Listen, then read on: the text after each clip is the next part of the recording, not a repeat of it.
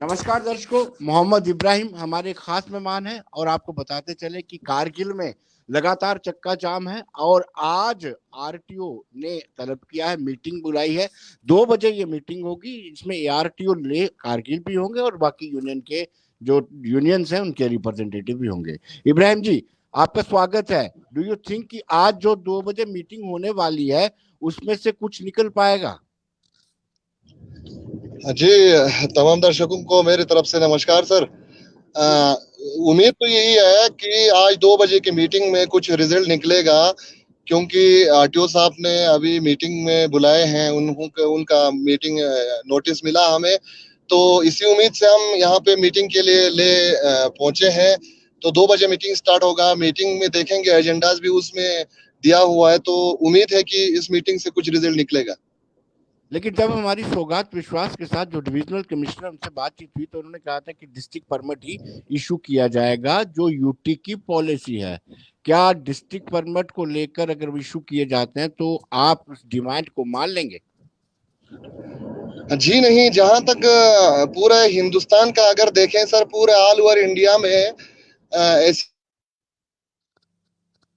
District permit दे रहे हैं sir, क्योंकि ये जो कॉन्ट्रैक्ट कैरेज का हमारा अभी मसला उठा है सर, जो टैक्सीज का जो कॉन्ट्रैक्ट कैरेज में आता है, तो टूरिस्ट को बहुत सारे डेस्टिनेशन पे जाना होता है, तो ये सारा कॉन्ट्रैक्ट में जाता है सर। अभी तक तो मैंने कहीं देखा नहीं है, सुना नहीं है। हाँ, अलबत्ता कहीं ऐसी आती है कि बहुत सारी गाड़ियां जब होते हैं, रोड कंजेस्ट होते हैं या कुछ होते हैं, तो रीजन बता के उसमें डिस्ट्रिक्ट लिमिट कर देते हैं, ऐसा मैंने सुना है। और कहीं कहीं जगह पे मैंने देखा है, लेकिन ऑल ओवर पूरा एक स्टेट में अलग अलग से डिस्ट्रिक्ट अगर दे दिया, और ले की गाड़ियों को बाकी जो श्रीनगर हो चाहे पूरा ऑल ओवर इंडिया में से जो भी गाड़ी आते हैं, तो यहाँ कारगिल के लोग कहाँ से कमाएंगे सर, और कहाँ कहाँ जाएंगे? तो हम अगर कमिश्नर साहब की तरफ से ये ऑर्डर अगर आते हैं कि डिस्ट्रिक्ट के सब परमिट को डिस्ट्रिक्ट में लेना है, तो हम उसको एक्सेप्ट नहीं करेंगे। यानी जो 2 बजे वाली मीटिंग होने वाली है थोड़ी देर के बाद, उसमें आपका ये रहेगा कि आपको जो डिमांड है यूटी परमिट की है उससे जी, कम कोई समझौता नहीं किया जाएगा, उससे कम कोई समझौता नहीं किया जाएगा। आवाज आवाज नहीं आ रहा इब्राहिम है सर। इब्राहिम जी, मेरा कहने का मतलब है कि जब मीटिंग होगी और मीटिंग में ये कहेंगे आपकी यूटी परमिट से कम किसी तरह का कॉम्प्रोमाइज नहीं किया जाएगा।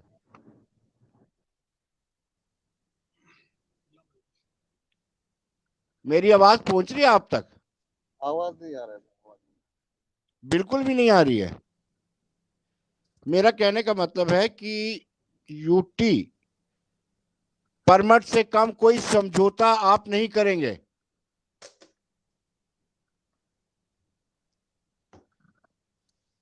मुझे लगता है टेक्निकल कारण से, क्योंकि हम सब जानते हैं कारगिल से लेकर लेह तक जो वो रोड है उसमें रोड कनेक्टिविटी तो वॉल्यूम है आ रहा ही है है सर, लेकिन प्रॉपर। आवाज जो है ना अंदर से आ रहा है, सुनाई नहीं दे रहा है। शायद आपका कोई मैं टेक्निकल फॉल्ट हो गया होगा।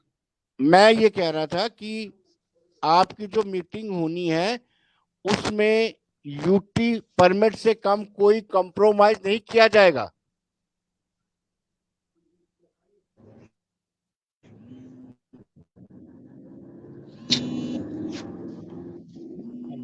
इब्राहिम जी, आप मुझे सुन पा रहे हैं?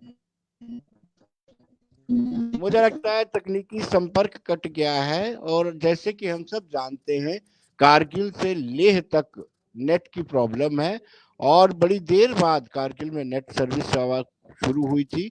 और शायद यही कारण है कि कमजोर नेटवर्क के कारण उनसे हमारी बातचीत नहीं हो पा रही है। हम अपने दर्शकों को एक मरतबा फिर बता दें कि पिछले कुछ दिनों से कारगिल के ट्रांसपोर्टर्स ने चक्का जाम करके रखा है। कोई भी कमर्शियल वाहन जो है सड़कों पर नहीं उतर पाई है, जिससे आम पब्लिक को भी दिक्कत हो रही है। और ट्रांसपोर्टर्स का ये कहना है कि कहीं ना कहीं सरकार सरकारी रोजगार देने में तो नाकाम है। जिन लोगों ने अपने पैसे से वाहन डाले हैं, कमर्शियल वाहन डाले हैं, उनको भी सरकार जस्टिस नहीं दे पा रही है। उनका कहना है कि वो लगातार डिमांड कर रहे हैं कि यूटी परमिट इशू होना चाहिए, लेकिन उनको यूटी परमिट नहीं दिया जा रहा है। यूटी परमिट इशू नहीं होने के कारण वो अपनी गाड़ियां नहीं चला सकते हैं। अगर गाड़ी चलाते भी हैं तो कोई एक्सीडेंट हो जाता है नहीं मिलता है। तो कहीं ना कहीं इस तरह की दिक्कतें आ रही हैं। लेकिन आज 2 बजे ठीक मीटिंग शुरू होगी, आरटीओ मीटिंग लेंगे और उसमें यह फैसला होगा कि यूटी परमिट मिलेगा। डिस्ट्रिक्ट परमिट को लेकर के कारगिल के ट्रांसपोर्टर बिल्कुल तैयार नहीं है। उनका कहना है कि हमें यूटी परमिट चाहिए ताकि वो फ्रीक्वेंटली ले जंस्कार किसी भी जगह जा सके। धन्यवाद।